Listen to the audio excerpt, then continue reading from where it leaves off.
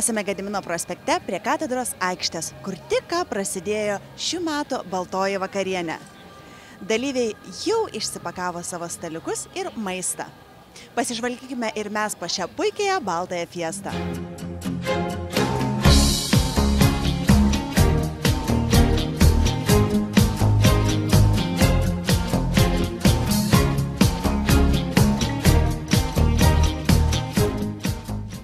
Kalbiname Dovilę, vieną iš renginio organizatorių ir iniciatorių. Dovilė, kaip yra dėl renginio vietos? Pernai visi buvo tarsi ant adatų. Ar sudėtinga buvo ją apspręsti ir nuslėpti galiausiai nuo kitų? Taip, iš tikrųjų, viena šio renginio pagrindinio idėja tai yra paslaptis. Ir labai daug dalykų yra paslaptyje, pradant vietą ir baigiant programą.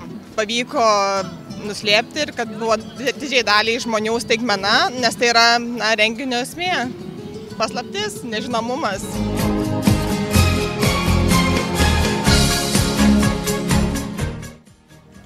Labas vakaras, tai šiandieną sveikinu visus su tokiu gražiu oru ir sveikinuosi iš pačio, manau, stilingiausio šios vasaros renginio, tai baltosios vakarienės Dinner ant lanko. Susirentėm stalą, tiesiog pasirinkome tokį afternoon tea interpretaciją, visgi dabar ne šeštadienio popietė, o penktadienio vakaras.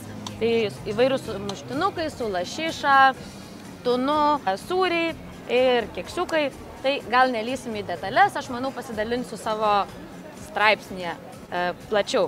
Rinkomės vyną, pradžiai pasirinkome tokį lengvą iš Bordo Savignoną, bet manau tolimesnėse rubrikose mes dar pakalbėsime apie vyno ir maisto derinį.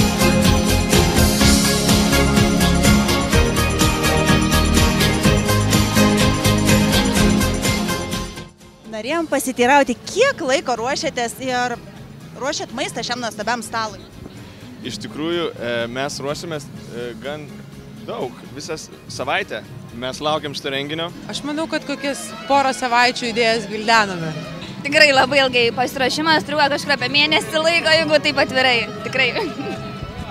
Jo, iš tikrųjų, aš buvau tas žmogus, kuris galbūt vykdė visą tą, kaip aš sakau, kreatyvinį tą tokį dalyką labiau. Apie tai galvojau visą mėnesį, bet paskutinės detalės teko sudėlioti netgi šiandien. Nusipirkau ir staltiesę, ir kėdes šiandien. Šiek tiek ruošiamės, bet daug kas vyko ekspromtu. Pasakykime apie jūsų skrybelę, kad skrybelė yra mano santuokos laikų. Tai buvo antra proga ją išsitraukti, šią labai gražią progą. Ruoštis pradėjome bent 2 savaitės prieš, kol susiorganizavom visą stalo bendrą vaizdą, ką planuojame imti. Tiesiog susipirkom viską ir atėjome.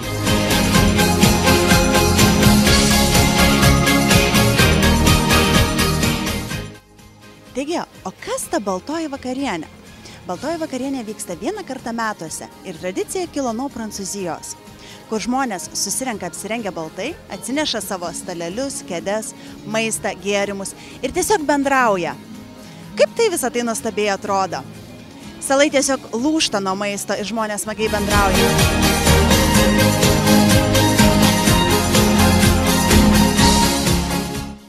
Ką jūs atsinešėte šį vakarą? Mums labai įdomu.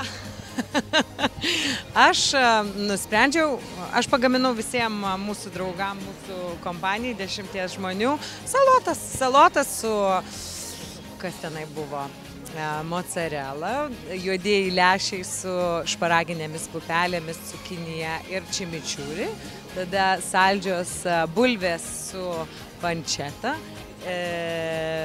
tada buvo abrikosai su kumpiu, nektarinai ir mūsų draugė pagamino lašišą ir moringai su šokoladu. Mum jau sukilo apetitas.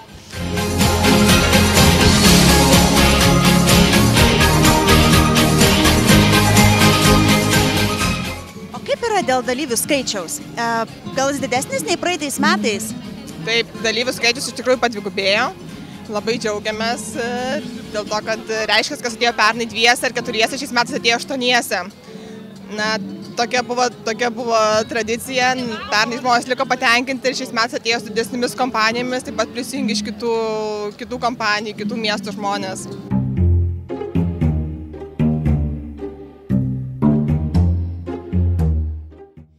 O galbūt dėl aprangos kas nors, jūs taip gražiai atrodot, gal galėtumėt kitiem patarti, kaip apsirengti dėrėtų šią progą? Paprasčiausiai, manyčiau, Vilniečiai ir šiaip lietuviai yra labai stilingi žmonės, jie žino, ką apsirengti ir didelių patarimų nebus. Bet paprasčiausiai originalumą mėgstantys žmonės žino, ką daryti ir šį vakarą tai jie parodė labai gerai. Traukite viską, ką turite iš močiučių spintų, iš senelių spinčių, nes tai yra labai madinga, labai gražu ir pravers. Gali siūlyčiau pradžiai pasiieškoti savo spintai kažkokį, ką turi iš balto, nes vis tiek tikriausiai kiekvienas žmogus turi kažką balto savo spintai. Tada pasimatuot, pažiūrėti, ar tinka, jeigu ne, tada ieškoti, nusipirkti kažko originalaus. Spintai, aš manau, kad kiekvienas turi kažkokį baltą apdarą, bet pagalvojus gerai ir vis tiek tai nėra vienos dienos pasiruošimas, vis tiek toks kūrybiškumas turėtų sužibėti. Tai aš manyčiau, kad galima surasti, bet tai turėtų būti akinamai balta, švari ir skaisti. Aš manau, kad pats renginys tai diktuoja baltą spalvą, o balta spalva yra prabangi iš esmės, ar ne? Mes rengiamės baltai, tada kada mes jaučiamės pakylėtai, arba balta spalva mus leidžia mums jaustis pakylėtai. Tai bet kas yra iš baltos, tai gali būti suknelė, skrybelaitė, gali būti aptemptos kelnės ir palaida maikutė, kas duoda moterim elegancijos, o vyram, tai man atrodo, jie visą laiką gražiai atrodo su baltom kelnėmis ir balta maikė ir baltu švarku. Aprangos, kaip ir patarimas, būtų viskas absoliučiai balta. Kuo geresni audiniai, kuo geresni rūbai, kuo gražiau didesnė elegancija.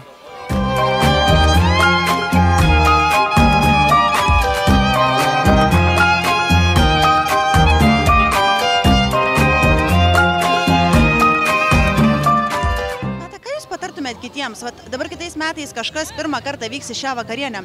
Ką jiem reikėtų turėti ir kaip pasiruošti tam? Aš manau, kad svarbiausia yra ateiti su gera nuotaika ir tiesiog negalvoti, kad reikia kažkaip tai nustebinti kažką. Aš tikrai įdėjau tai, ką turėjau savo šaldytuve, tiesiog skirtingų dalykų, skirtingų skonių pasirinkau ir manau, kad kiekvienas kurie ruošiasi ateiti čia kitais metais, arba šiaip, kurie ruošiasi eiti į pikniką, man atrodo, kad visuomet svarbiausia yra paprastai ir taip, kad nesukeltų niekam pernelyg didelio streso. Nes mes ateinam čia, kad tiesiog pabūtumėm su draugais, gerai praleistumėm laiką, pasimėgautumėm Vilniumi, nes iš tiesų tai pirmą kartą aš gyvenime sėdžiu čia Gedimino prospekte ir galiu visą laiką žiūrėti į katedrą ir katedros bokštą. Taip kad nuostabus vakaras.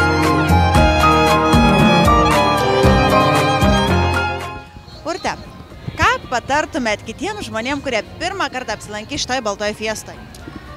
Tai visų pirma, tai patarčiau iš anksto šiek tiek apgalvoti apie viską ir investuoti galbūt į tam tikrus daiktus.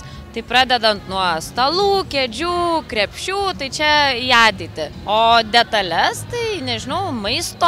Irgi reiktų pagalvoti, ką mėgstate, apgalvoti apie tai, kad tas maistas bus transportuojamas ir kad jis atrodytų gražiai vizualiai. Jeigu aprangos, tai balta, rinktis tai, kas tinka.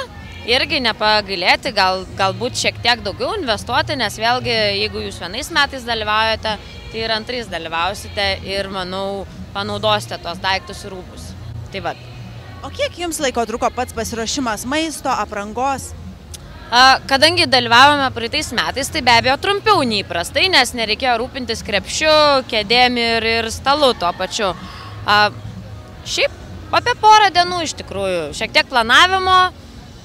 Reikia organizuotumo, planuotumo ir tada viskas labai greitai. Maistą galima per, nežinau, pusvalandį pasiruošti.